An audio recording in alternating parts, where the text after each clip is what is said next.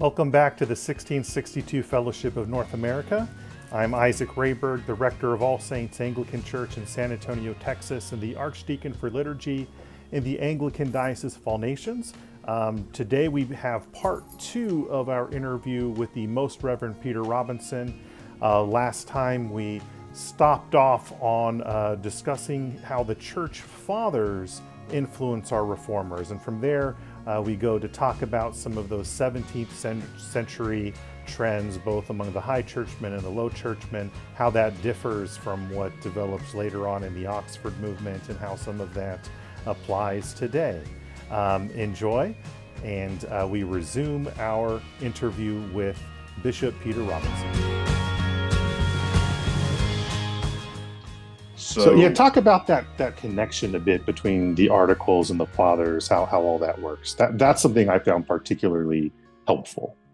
Yeah. One of the things you get when you read the actual Reformation era writers, John Jewell, Richard Hooker, although he's a little late, they reference the early fathers an awful lot. And initially it's the Western fathers. It's Ambrose, Jerome, Augustine, Gregory. There is a growing interest in the Eastern fathers from about the middle of Elizabeth I's reign onwards. By the time we get to Hooker, that's becoming a thing. Yeah. Hooker's contemporary Lancelot Andrewes is particularly interested in the Eastern Fathers. And it's really this patristic side to understanding the English religious settlement that feeds through into the old high churchmanship. But the thing that has to be remembered is that they are reading from the art, they're supporting the articles with the fathers, not reinterpreting the articles by the fathers. And you see, an understanding of kind of a big a Catholicity that is filtered through the articles. Yes, that's very much part of what creates that central English theological tradition, and it's a wide tradition.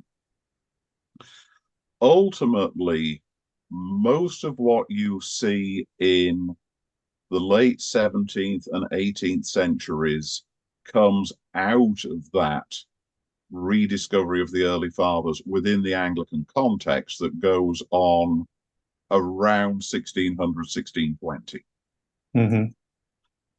Even the latitudinarians come out of that phase of Anglicanism, even though they tend to play down the Anglican distinctives. Is that because they were more interested in some of that ecumenism or mere Christianity type stuff? A little bit that there's a little bit of rationalism going on. There's a desire on a very basic level to try and reconcile the Presbyterians to the established church. So they tend to play up their Protestantism and play down their Anglicanism. Another thing I always say about the latitudinarians is they're the real Arminians in the English church. What do you mean by that? The actual sort of what technically constitutes Arminianism theologically doesn't really get that much traction with the Laudians. Yeah, they're still pretty reformed. They're just a more patristic focus performed. Yeah. But the latitudinarians have that sort of Arminian liberal streak. And so there's more of a focus on what am I doing, than what God is doing. Yeah. And they have a tendency to minimize the role of the sacraments. There's a heavy dose of rationalism there. So by the time you get round to people like Benjamin Hoadley, who was the long-serving Bishop of Salisbury and then Winchester under the first two Georges, his ideas of Holy Communion are basically Zwingli's. Mm-hmm. But here, on the whole, is not representative of the 18th century.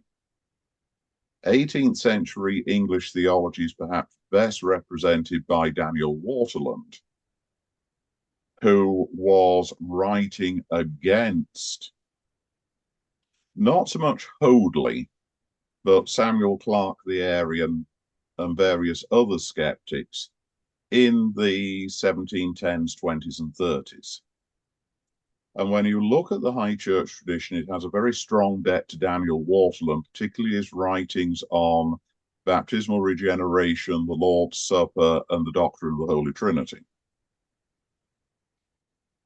Also, Waterland provides a little bit of commentary on the usual high church insistence upon episcopacy as being necessary to the church. But there are some And how does that modified. differ? Yeah, how does that differ from kind of, you'll hear from Anglo-Catholics, some Anglo-Catholics anyway, that without bishops, you don't have anything. But that wasn't really the old high church approach. No, the old high churchmen actually have a rather an interesting attitude. One of the things they noticed is that 39 articles take 2 bites of the cherry on the subject of ministry. Mm-hmm. You have an article on, I better get the text in front of me, else I'll mess this up. Likewise. So, for example, you have Article 34, which deals with the ordinal. Mm-hmm. And that is where it talks about bishops, priests, and deacons. But earlier on, in Article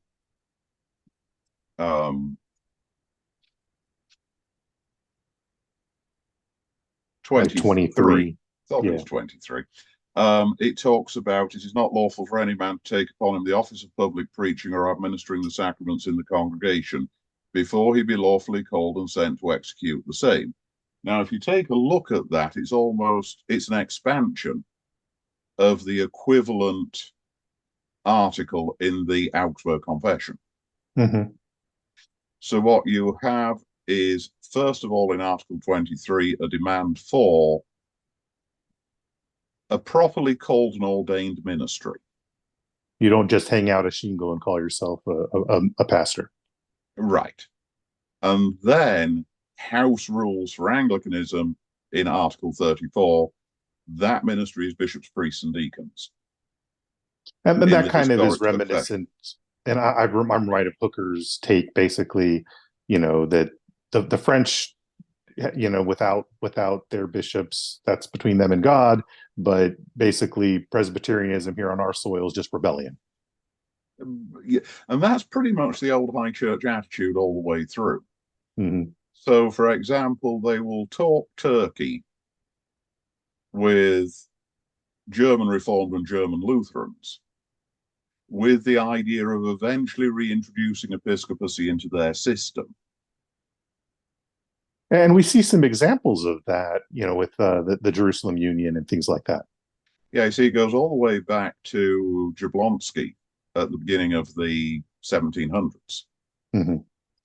Now, he's an interesting guy because he is also involved with the Bohemian Brethren. And there's this sort of, and I need to go digging on this one. There's this whole weird crossover between the Bohemian Brethren, the Moravians, Jablonski, the idea of creating a union church that would embrace England, Ireland, Hanover, and Prussia.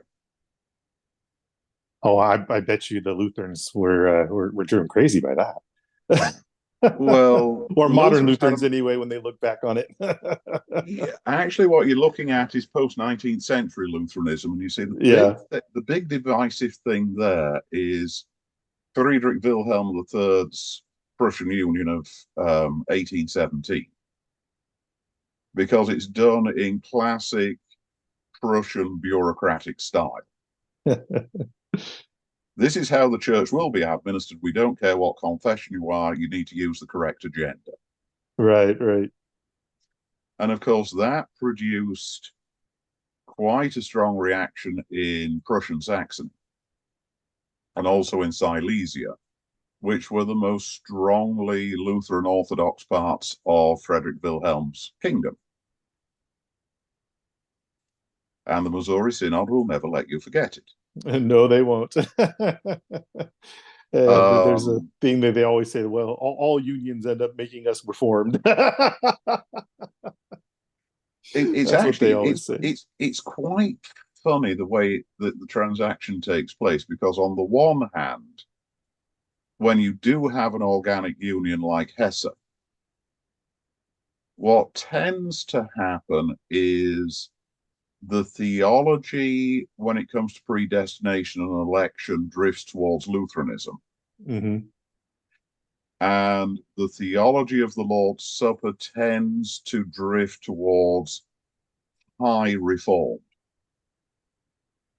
There was another place where you mentioned like a spectrum among the early Reformed and evangelicals, kind of ranging from Luther on the one end to Zwingli on the other, and kind of showing the way the different parties in the Anglican world tended to fall on that spectrum. Was also that was very helpful in kind of seeing some of that historic context, which we just don't get that these days.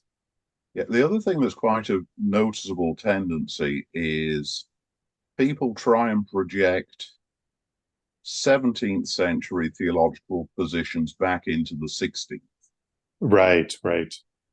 And what you have really between 1517 and about 1577 is one big mess called the Reformation, or the evangelicals. Yeah, we don't yet have the scholastic period in the Reformed or Lutheran or anybody's world, really. Right. And it's not until the end of that period, and indeed after the Anglican articles, the two books of homilies, and the prayer book have been written, that the European situation becomes, I would like to say, two camps, but it isn't, because Scandinavian Lutherans are not German Lutherans. Yeah, yeah. And the Reformed are all Reformed, but the Hungarians have bishops. The Swiss have to work through the issues between Geneva and Zurich. Mm-hmm. The Germans are a bunch of moderate Lutherans who got tired of being told they were wrong by the Flacians. The Dutch are the Dutch. Mm-hmm. And the Scots just kind of get a bit wild in places. Yeah, they seem to have been a bit radicalized during their exile period. Mm-hmm. And I think a lot of that's running up against Mary of Guise and Mary Queen of Scots. Yeah.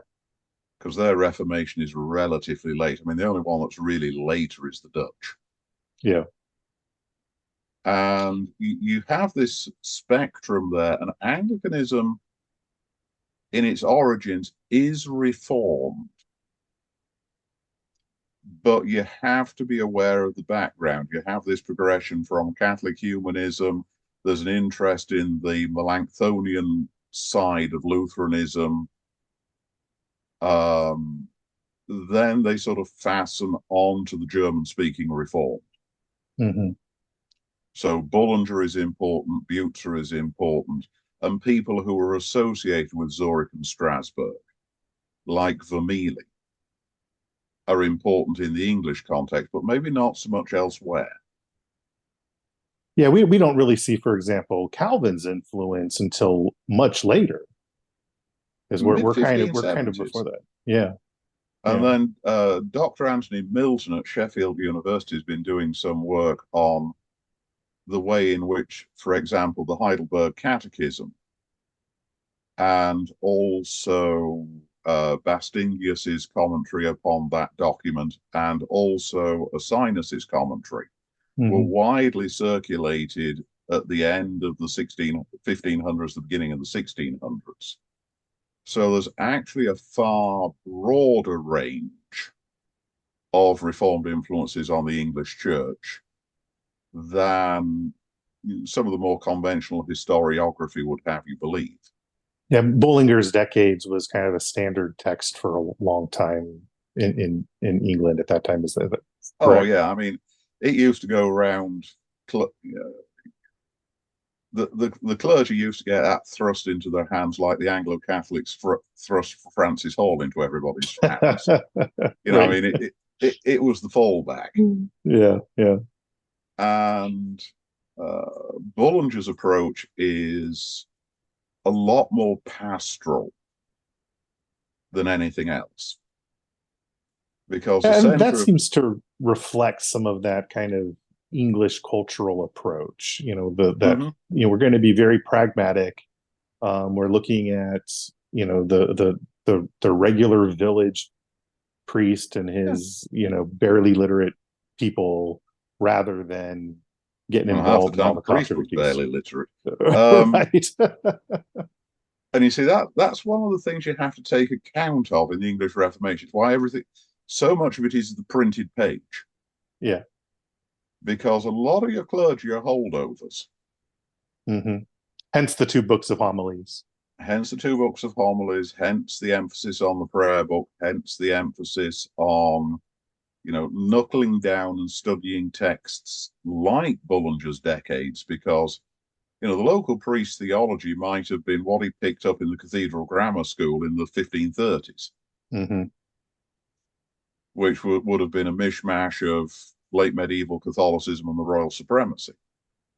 And that kind of mishmash approach is not dissimilar to today, you know, between our clergy coming from so many backgrounds. I mean, my formal theological education was in the Baptist world.